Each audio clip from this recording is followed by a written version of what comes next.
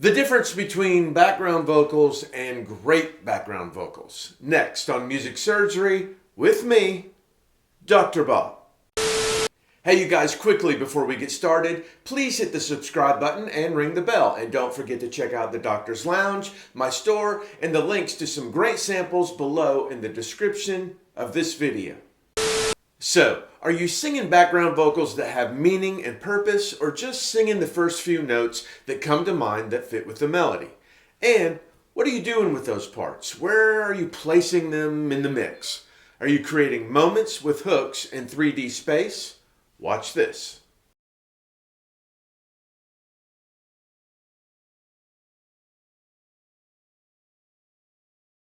All right, you guys, let me show you some things about background vocals. Now, this is a mix in real time. I'm really still working on this, but as I was watching the screen and doing the mix, I thought this is going to be perfect for this week. So bear with me. I may dart around a bit between a few different topics that have to do with how these background vocals go.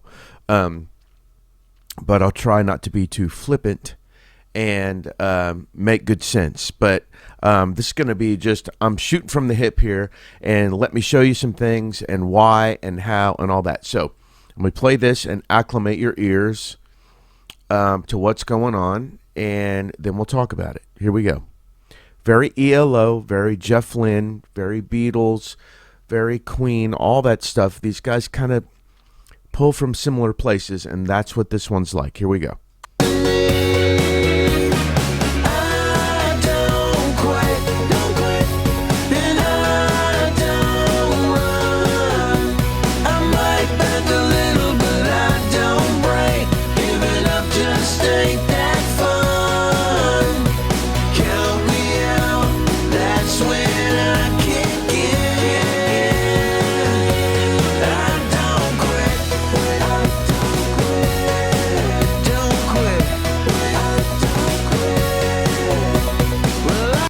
Okay, so let me first say a few things about how to arrange background vocals.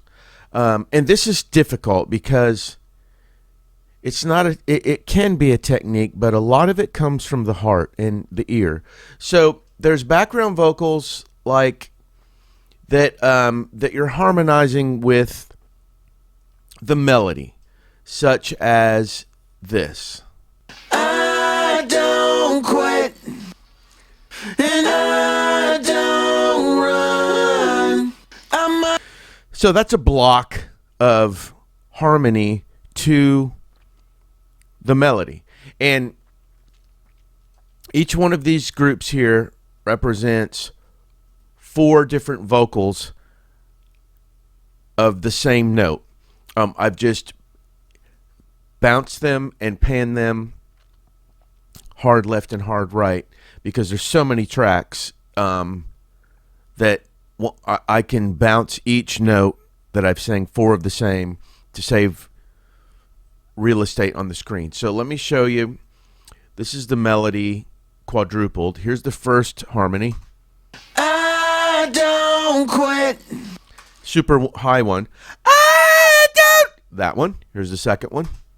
I don't quit. I don't quit. Third one. I don't quit. I don't quit. Fourth one. I don't quit. I don't quit. So, and then on this end one is a background vocal trick that you've heard a million times, like a stutter, or not like a stutter, but an answer. And I don't run. I'm run. Now, so that's the background group that would be to the melody. Now, these are all hard panned out, even though they're not hard panned on the screen. These are all hard pan left and right. So one thing, I'm going to skip off the the arrangement, background vocal arrangement thing. Let me play you. These are all hard pan. So this is how my chorus opens. The melody is in the middle, and then all of these vocals are hard pan. like this. I don't quit, and I don't run. I might. So I consider that the big opening of the chorus, and then there's like a little B part of the chorus. It's right here. Don't quit, and I don't run. I might bend a little, but I don't break. Giving up just ain't that fun. So it's kind of a. I heard Hans Zimmer say this one time. Think of music as a question and answer, a call and response. Da da da da da, da da da da da da. I don't quit, I don't run. I might bend a little, but I don't break. Giving up and take my fun. So, in these vocals, I've panned the response vocals all in the center, which many people think that's terrible, but I was listening to a lot of ELO before I wrote and produced and sang this, and you would never know it, but do not me run and run, don't get me down, Bruce, don't get me down. All those huge background vocals, those are all mono. So I thought it was really interesting. Like, why is Jeff Lynne doing that? Did he run out of tracks? Or did he just like the sound of everything mono up the middle? It's definitely a different sound, and I think sometimes it's even a better sound. But the Tom Petty stuff tends to be wider. Like free falling, now I'm free falling, now I'm... Those vocals in that song. So, to create some dimension in the B part of the chorus, I've monoed these vocals up, these background vocals. So let me just play you. You can hear how we go wide to mono. I don't quit, and I don't run. I might bend a little, but I don't break. Giving up just ain't that fun. Count me out, that's when I kick in. I don't quit, I don't quit, I don't quit. So you can hear how our chorus changes dimension from wide to mono to wide to mono. This is really a nice way to keep people interested, to keep the ear interesting, and take the big themes of your song wider and bigger, and then the answers a little bit smaller and mono. Some background vocals out here I had muted. So let me play you all the vocals in the chorus again, and there's some answers up here too. So again, I'm kind of all over the place, but again with the Hans Zimmer thing, the call and answer. Listen to this. Don't quit, don't quit, don't quit. Great little place for a hook, great little place for an answer. And all these are panned over to the side. So we have big vocals, little answer to the side. I don't quit, and I don't run. I might bend a little, but I don't break. Giving up just ain't that fun. Count me out, that's when I kick in. I don't quit, I don't quit, don't quit, I don't quit. So you can hear tons of call and response or question answer at the end. Let me play you the end too. There's a nice little ooh part that rounds out another B part of the chorus. And then when we get to the end of the chorus and the post-chorus, lots of call and response. Count me out, that's when I kick in. I don't quit, I don't quit, don't quit, I don't quit. So think of it as orchestrating. Think of it as call and response. in the orchestra, so many times, the cellos will be playing something and there might be a counter melody by the French horn and the lead is with the violins. And, think of it as guitar parts. There's a clean part and a dirty part and a tremolo part.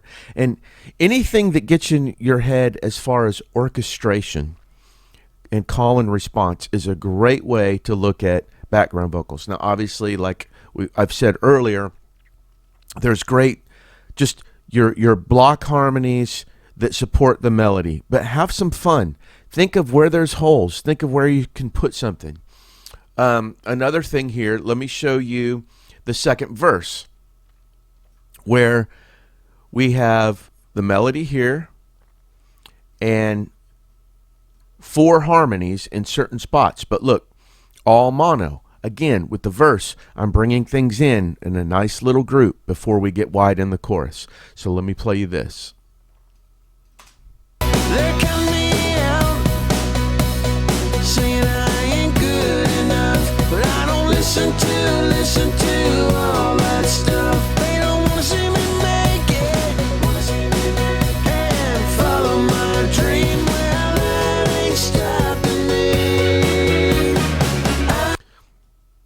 So we have a nice little group of mono right up the middle, and actually there's a want to see me make it thing over here to the side. Let me play these. Wanna see me make it. Now that's a group where I've sang 2 parts, 4 notes of each part, and I gave it a little radio type EQ to fit it in the track a little more kind of quirky, and panned it to the side. So again, call and response. Wanna see me make it? Wanna see me make it? Call and response. Let me play this nice little group of verse vocals here, and you can hear how beautiful mono can be. They're counting me out, saying I ain't good enough, but I don't listen to all that stuff. They don't wanna see me make it, and follow my dream. Well, that ain't stopping me.